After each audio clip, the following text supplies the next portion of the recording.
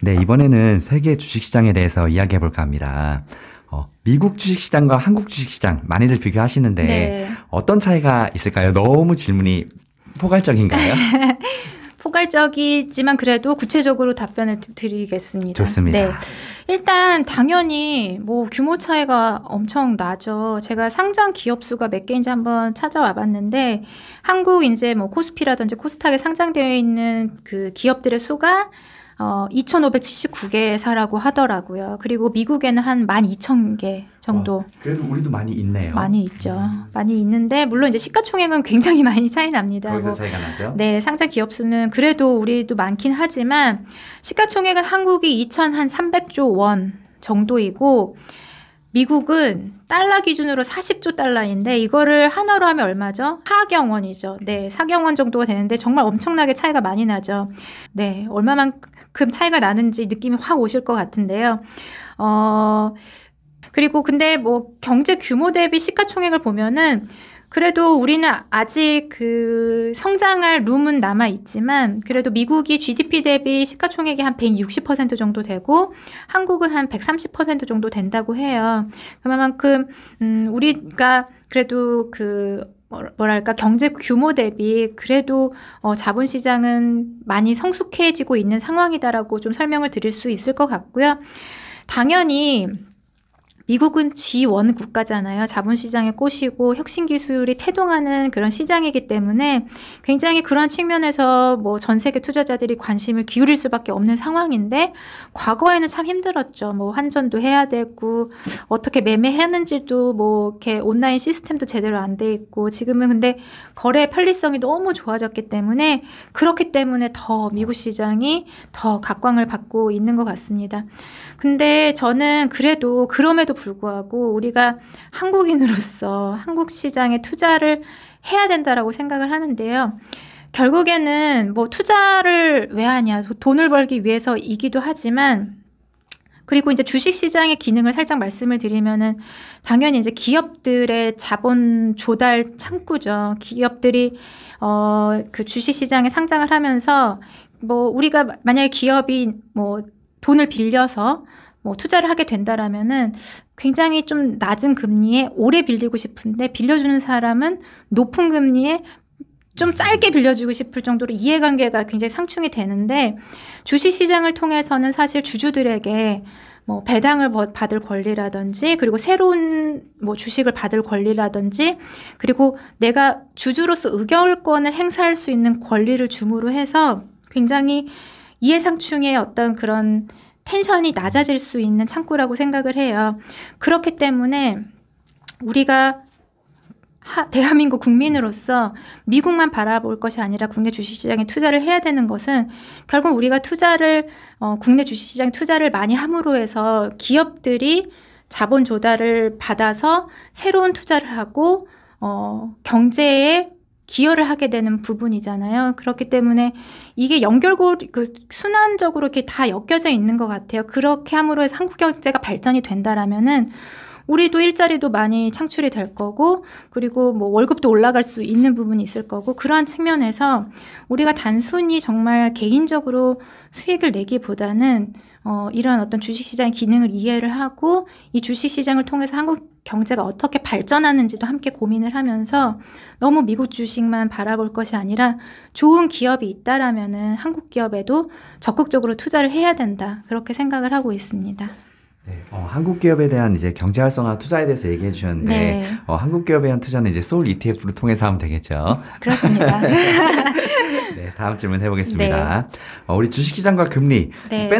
뺄 수가 없는 건데 네, 금리는 네. 이제 주식뿐만 아니라 모든 투자가 다 연결돼 있잖아요. 맞습니다. 이 금리와의 상관관계에 대해서 한 번 더 이야기 부탁드려요. 네, 뭐 당연히 금리가 상승하게 된다라면은 왜 이게 주식시장에 더 큰 영향이 있느냐?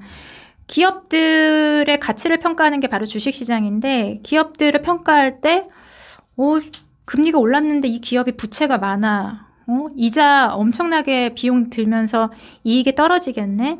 그리고 얘네 투자 기회가 있는데 자본 조달해야 되는데 자본 조달 못 하겠네.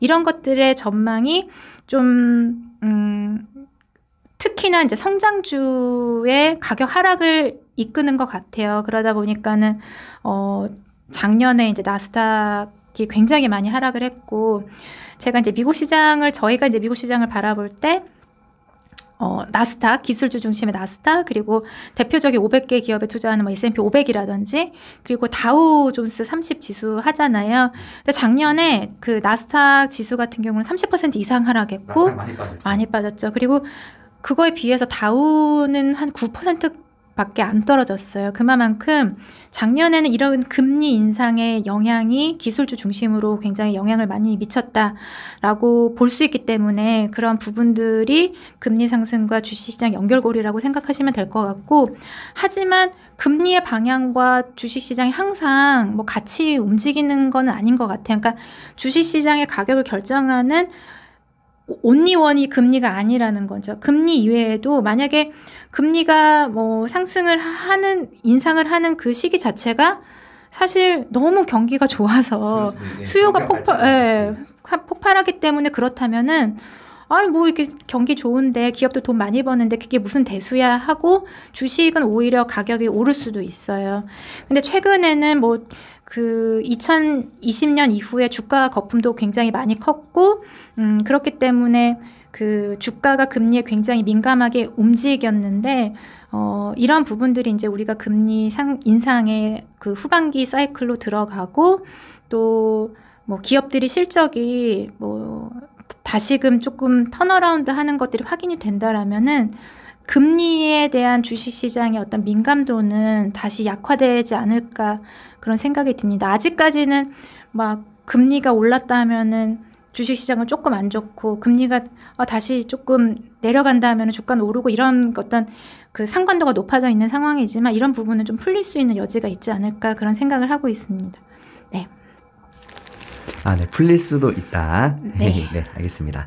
다음 질문 또 해볼게요. 네. 연결된 질문인데, 네. 또 우리가 주식시장을 보려면 금리뿐만 아니라 고용지표, 물가지표, 이런 여러 가지 지표들 주식시장에 많은 영향을 미치고 있는데요. 네. 이것들은 또 어떻게 잘 같이 파악해야 될까요? 결국에는 금리랑 다 연결되어 있는 것 같아요. 특히나 이제 고용지표나 물가지표는 미국 연준이 통화정책을 결정 지을 때 제일 많이 보는 지표이기 때문에 굉장히 우리가 관심을 많이 기울이는데, 고용 지표가 너무 좋으면은 사실 이게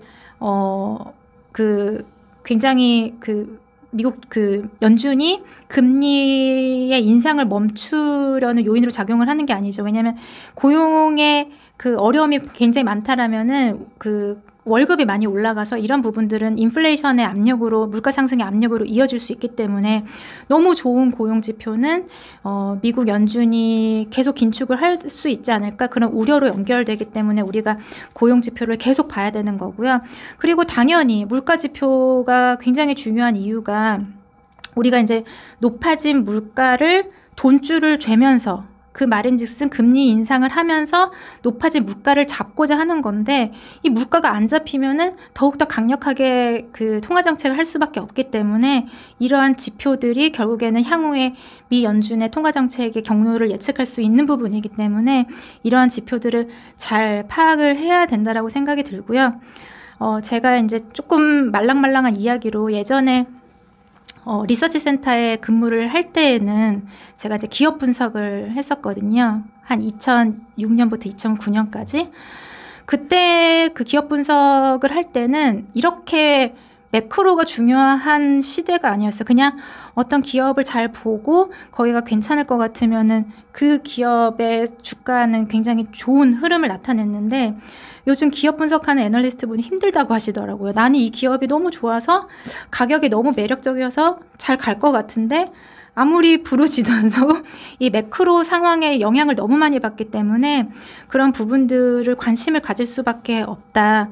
그만큼 지금 주식시장은 뭐 고용지표, 물가지표, 그리고 뭐 금리 인상 사이클, 이런 부분에 굉장히 영향을 많이 받는 상황인 것 같아요. 그래서 이런 부분들, 우리 정말 투자하시는 분들이라면은 뭐 신문 기사를 통해서 정말 손쉽게 정보를 습득하실 수 있잖아요. 지속적으로 모니터링을 하셔야 된다, 그렇게 말씀을 드리고 싶습니다. 네.